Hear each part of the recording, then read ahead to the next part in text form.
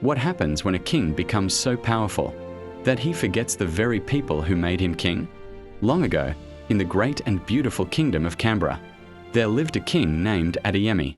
In the early years of his rule, King Adeyemi was loved by everyone.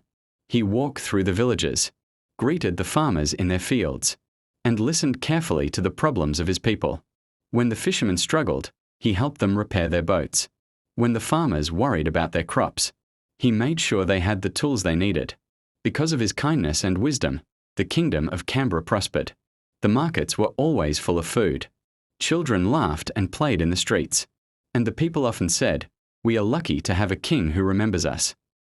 But as the years passed, something began to change. The king built a larger palace on the hill above the kingdom.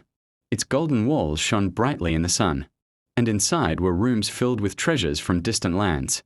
The king began to spend more and more time inside those palace walls.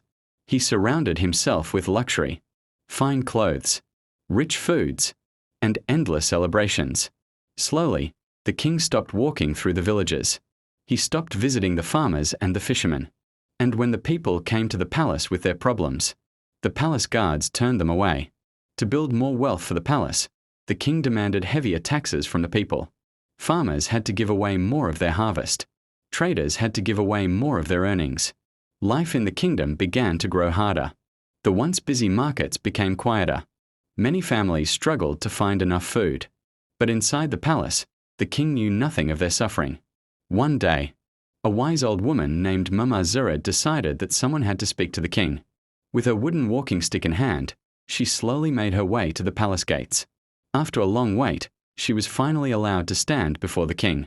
Mama Zuri looked directly at him and said gently, "My king, a ruler who forgets his people will soon rule an empty kingdom." But the king only laughed. "What do you know of ruling a kingdom?" He said proudly, "My palace is strong, my treasure is great, and my power is unmatched." Mama Zuri shook her head sadly. "The strength of a kingdom is not in its gold," she replied. "It is in its people." But the king refused to listen. Not long after that day, something terrible happened.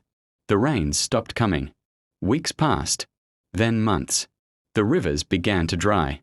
The crops withered under the burning sun. Without water, the farms failed. Without food, the people suffered even more.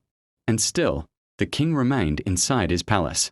One quiet evening, the king decided to leave the palace in disguise and walk through the kingdom. What he saw shocked him. Children sat silently beside empty cooking pots. Farmers stared at dry fields where crops once grew. The once lively markets stood nearly empty. For the first time in many years, the king saw the suffering of his people with his own eyes. His heart became heavy with shame. That night, he could not sleep. The next morning, King Adeyemi walked into the village square. But this time, he did not wear his crown. The people gathered quietly as the king stood before them. With a humble voice, he said, "My people, I have failed you. I built walls around myself and forgot the very people I promised to protect." Slowly, he removed the golden crown from his head. "I cannot undo the pain you have suffered," he continued. "But from this day forward, I will stand with you, work with you, and rebuild our kingdom together." The king lowered the taxes. He opened the palace food stores and shared them with the people. He worked beside the farmers in the fields and helped repair the village wells. Little by little, the kingdom began to heal. The rains returned. The rivers flowed again. And once more, the laughter of children filled the streets of Kambara. From that day on, King Adeyemi never forgot the most important lesson of all. A crown may give a man power, but only the people can make him a true king.